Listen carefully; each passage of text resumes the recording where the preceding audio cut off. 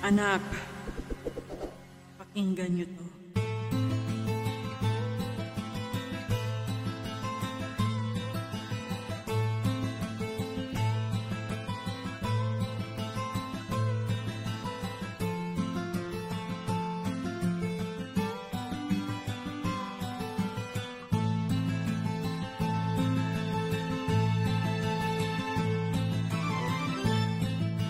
Silang ka sa mundong ito, ating tuwa ng magulang mo, at ang kamay nilang iyong ilaw. Ang nanay at tatay mo, di malaman ang gagawin, minamastan pati pagtulog mo. Sa gabi namumuyat ang iyong nanay sa pagtimpla ng gatas mo. At sa umaga na may kanungga ng iyong amang tuwang-tuwa sa'yo.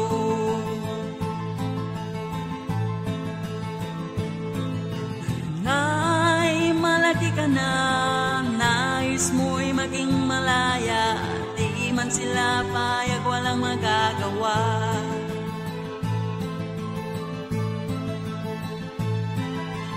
May biglang nagbago, naging matigas ang iyong ulo, at ang payo nila'y sinuway mo. Di mo man lang inisip na ang kanilang ginagawa'y para sa'yo. Pagkat ang nais mo'y masunod ang layaw mo, di mo sila pinapansin.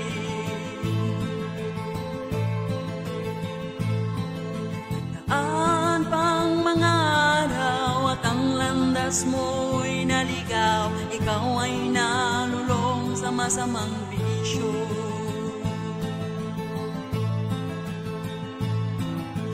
Ang una mong nilapitan ang iyong inang lumuluha, at ang tanong, anak, ba't ka nagkaganyan? Ang iyong mga matay biglang namuha nang di mo napapansin. Pagsisisi ang sa isip mo'y nalaman mong ika'y nagkamali. Pagsisisi ang sa isip mo'y nalaman mong ika'y nagkamali. Pagsisisi